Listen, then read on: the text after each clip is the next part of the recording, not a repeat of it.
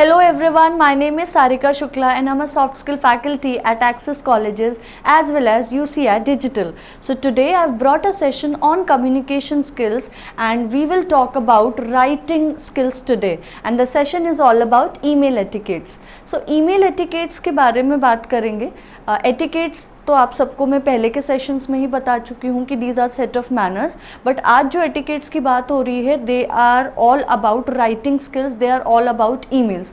किसी भी कॉर्पोरेट का जब आप एक पार्ट होते हैं, आप एक हिस्सा होते हैं, सो वहाँ पर जो कम्युनिकेशन आप करते हैं वो वर्बल कम्युनिकेशन से ज़्यादा जो इम्पॉर्टेंस होती है वो रिटन कम्युनिकेशन की होती है.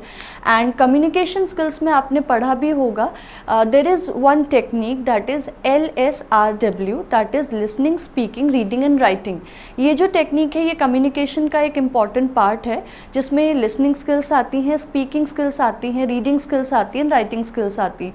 यानी कि कम्युनिकेशन सिर्फ बोलना नहीं है, आपको सुनना भी अच्छे से है, आपको लिखना भी अच्छे से है और आपको पढ़ना भी है. जब आप ये चारों चीज़ों को एक तरीके से शार्प करते हैं तो आपके कम्युनिकेशन में इम्प्रूवमेंट होता है. सो आज हम बात करेंगे ईमेल एटिकेट्स की. ईमेल कॉमन टर्म है, आप सबने ही सुना होगा, बहुत टाइम से सुनते हैं. स्पेशली जो प्रोफेशनल्स हैं उनको तो डे टू डे लाइफ में ईमेल करनी होती है.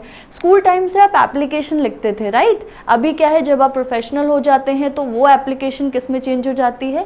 ईमेल्स में. Email is actually electronic mail, यानी कि जब कभी भी आपको अपने सीनियर को कोई चीज़ रिक्वेस्ट करनी होती है या किसी डिपार्टमेंट को कांटेक्ट करना होता है, किसी क्लाइंट को कांटेक्ट करना होता है, और you are dealing in business, so आप बेसिकली ईमेल्स यूज़ करते हैं. ठीक. सो आज का जो सेशन है वो ईमेल एटिकेट्स है. आगे की स्लाइड में देखते हैं कि what is this session is all about.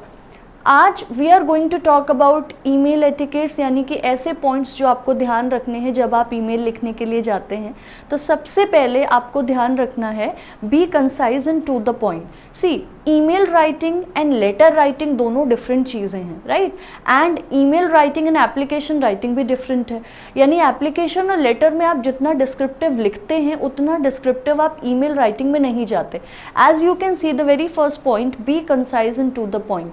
B concise and to the point यानी कि जब आप ईमेल लिखते हैं तो आपको शॉर्ट में लिखना है एंड टू द पॉइंट लिखना है. There is one term they have used that is concise. Now concise क्या होता है? कंसाइज का मतलब शॉर्ट तो होगा but it should cover all the important information. जैसे फॉर एग्जाम्पल आपके डिपार्टमेंट में there is some issue related to system, there is some issue related to hardware of your system और सॉफ्टवेयर ऑफ योर सिस्टम, और आप IT department को mail लिख रहे हैं तो आप उसमें पूरा डिस्क्रिप्टिव या उसको पूरा एलेबोरेट करके नहीं लिखेंगे. आपको कंसाइज वे में लिखना है उस मेल को कि this is to inform you that this is the problem in my system, kindly fix it और काइंडली रिजॉल्व इट. इस तरीके से आपको टू द पॉइंट लिखना है. नेक्स्ट अगर आप पॉइंट देखते हैं, so what they have written, never make an email longer than it needs to be. यानी कि अगर आप देख रहे हैं किसी भी कंटेक्स्ट से रिलेटेड मेल है तो उसको शॉर्ट में ही लिखेंगे, उसको बहुत ज़्यादा एलेबोरेट नहीं करेंगे बिल्कुल भी. Remember, reading an email is harder than reading printed communication. एक चीज़ हमेशा याद रखिएगा, आप जिसको भी मेल कर रहे हैं, सो जो सामने वाला पर्सन आपकी ईमेल पढ़ रहा है तो इतनी ज़्यादा एलेबोरेटिव नहीं होनी चाहिए कि दैट पर्सन शुड फील कि what all have you written. And trust me, आज के टाइम पे किसी के पास इतना ज़्यादा वक्त नहीं है कि वो घंटों तक आपकी मेल को पढ़े और समझे. अगर आप टू द पॉइंट लिखते हैं तो it becomes very easy for a person to understand कि आप एग्जैक्टली इशू क्या है और क्या रिजॉल्व होना है और उससे रिलेटेड एक्शन क्या लेने. अब आगे की स्लाइड में देखते हैं कि what is there. Now answer all questions and pre-attempt further questions. If you are able to pre-attempt relevant questions, your customer will be grateful and impressed with your efficient and thoughtful customer service. See, किसी भी organisation को जब आप join करते हैं सो वो organisation कहीं ना कहीं किसी भी पर्टिकुलर कंपनी को सर्विस प्रोवाइडर्स होते हैं. सो ईमेल्स आपकी इतनी कट शॉर्ट होनी चाहिए, ऐसी होनी चाहिए टू द पॉइंट कि आप जो कस्टमर रिलेटेड जो क्वेरीज़ हैं या वो जो फेवर आपसे चाहते हैं वो आप उनको एग्जैक्टली व्हाट दे वांट आप उनको प्रोवाइड कर सकें. नाउ नेक्स्ट स्लाइड में देखते हैं कि what you have to remember. Next, use proper spelling, grammar and punctuations, very important. See, email का मतलब ये नहीं होता कि आप को ये बताया गया है कि कंसाइज रखना है तो आपने बहुत शॉर्ट में एक वर्ड लिखकर भेज दिया कि दिस इज़ द प्रॉब्लम या लाइक दैट. नो, एथिक्स होते हैं जो आपको फॉलो करने पड़ते हैं। सबसे इम्पॉर्टेंट चीज़ है कि आपको ग्रामर और पंक्चुएशन का ध्यान रखना है। यस, रिटन कम्युनिकेशन का ये तो सबसे बड़ा रूल है कि ग्रामर और पंक्चुएशन अगर आप गलत यूज़ कर रहे हैं तो उसका इंप्रेशन गलत पड़ता है। इवन आई वुड से अगर आप बोल भी रहे हैं in your spoken English also, if you are not using correct grammar, तो भी इंप्रेशन ख़राब पड़ता है, राइट। सो जब हम लिख रहे हैं ईमेल किसी को तो उसको ज़रूर देख लीजिए एक बार कि उसमें कोई ग्रामेटिकल एरर ना हो। आप उसको ये देखो कि क्या मैसेज प्रॉपरली कवर हो रहा है। अगर आप ग्रामर एरर करते हैं, बिलीव मी, जो डिस्ट्रैक्शन होता है जिसको भी आपने रिसीवर के एंड पे, that you can not imagine.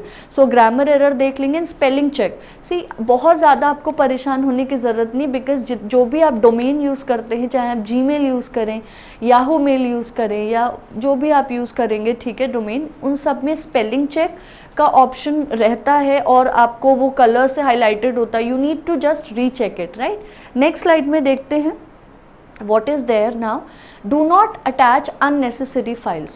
See, when you work in an organization, mail means you have to send so many things. मान लीजिए आपको बॉस को ही कोई रिपोर्ट भेजनी है, you need to attach other documents as well. लेकिन आपको ये ध्यान रखना है कि unnecessary और irrelevant files आपको बिल्कुल भी अटैच नहीं करनी है।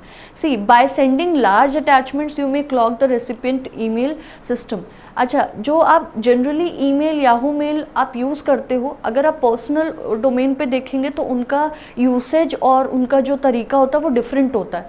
बट जब आप किसी ऑर्गेनाइजेशन, आपने देखा होगा बहुत सारी कंपनीज़ में उनकी खुद की मेल आईडीज़ बनी होती, like I work with access colleges, so I have got my college email ID, तो उसके कुछ प्रिविलेजेस होते हैं, कुछ उसकी लिमिटेशंस होती हैं। तो अगर आप बहुत ज़्यादा अटैचमेंट भेज देंगे तो कई बार वो जो रेसिपिएंट का आप भेज रहे हो जिनको, वो क्लॉक भी कर सकता है। तो आपको बहुत ज़्यादा ध्यान रखना है, एंड अटैचमेंट वही भेजे जो इसेंशियल हैं। इंश्योर कर लें कि जो अटैचमेंट आप भेज रहे हैं वो वायरस फ्री है या नहीं। वाई? बिकॉज सी, एंटीवायरस तो सबके सिस्टम में होता है, बट आपकी फ़ाइल करप्ट हो जाएगी अगर आपने कोई मेल भेजा है और आपके अटैचमेंट में वायरस है, तो हो सकता है कि जिसको आप भेज रहे हैं उनके पास वो फाइल ओपन ही ना हो। So you have to be sure. आगे देखते हैं आगे के पॉइंट्स क्या हैं। Now, do not overuse reply to all. अच्छा, जब भी आप ईमेल का रिप्लाई करते हैं, सो दो ऑप्शन आपके सामने रहते हैं, reply and reply to all. Do you know the difference between these two? I will tell you. Reply और रिप्लाई ऑल में डिफरेंस क्या होता है? जब आप रिप्लाई किसी को करते हैं, सो दैट मीन्स जहाँ से आपको मेल आई है, फॉर एग्जांपल अगर मैंने आपको मेल करी है और आप उसका रिप्लाई कर रहे हैं, सो वो जो रिस्पॉन्स आएगा वो सिर्फ मुझे आएगा। बट अगर रिप्लाई ऑल करते हैं, reply all means for example मैंने आपको मेल करा है और मैंने सीसी में अपने टीम लीडर को रखा है, बीसीसी में किसी की मेल आईडी रखी है, सीसी में और मैनेजमेंट को रखा है। तो अगर आप रिप्लाई टू ऑल कर देंगे तो दैट मीन्स आपका जो रिप्लाई है वो सभी को मिल जाएगा, ठीक है। So you have to be very cautious कि रिप्लाई करना है या रिप्लाई ऑल। ऑर्गेनाइजेशन में जब आप काम करते हैं तो ये दोनों चीज़ें आपको ध्यान बहुत ज़्यादा रखनी है कि रिप्लाई ऑल कहाँ करना चाहिए और रिप्लाई किसको करना है, right.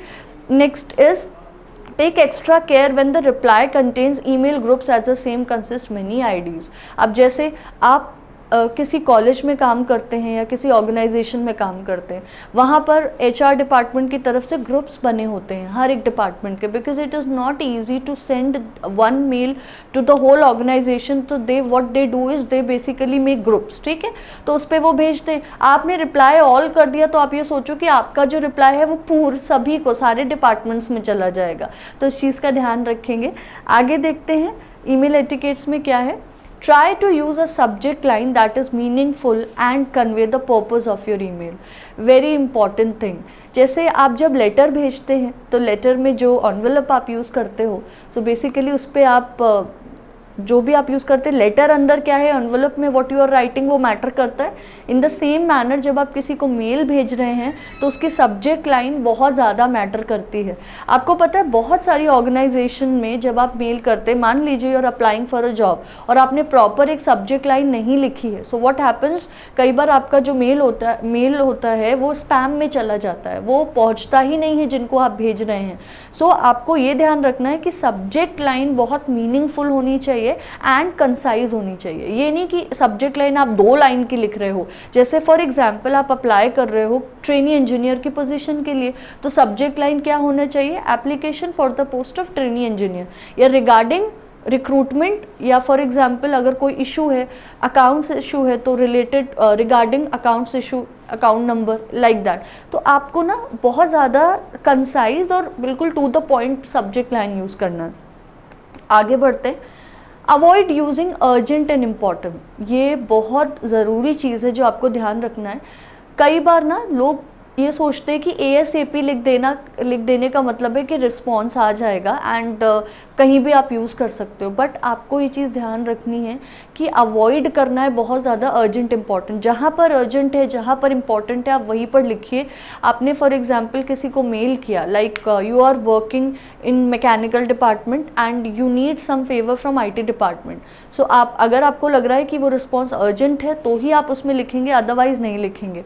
And you must all the times try to avoid these types of words in email and subject line. Only use this if it is really urgent. ठीक है, नेक्स्ट आगे देखते हैं। अवॉइड लॉन्ग सेंटेंसेस, येस आपको short में ही लिखना है। जो भी आपका प्रॉब्लम है, आप कोई इशू है, कोई प्रॉब्लम है, कोई फेवर है, कोई आप अच्छी न्यूज़ कन्वे करना चाहते हैं, वॉट एवर इट इज़, आपको ये ध्यान में रखना है कि शॉर्ट सेंटेंसेस यूज़ करेंगे, लॉन्ग सेंटेंसेस यूज़ नहीं करेंगे। कोशिश करिए कि मैक्सिमम 15 to 20 वर्ड्स में अगर पॉसिबल हो तो आप अपनी मेल को जो है ड्राफ्ट कर लें। आगे बढ़ते हैं। यस, यूज CC फील्ड स्पेयरिंगली, ये चीज़ आपको बहुत ध्यान रखना है। सबसे आपने CC BCC ये तो सब सुना ही होगा। सबसे पहला क्वेश्चन यहाँ पर आता है कि CC एग्जैक्टली है क्या।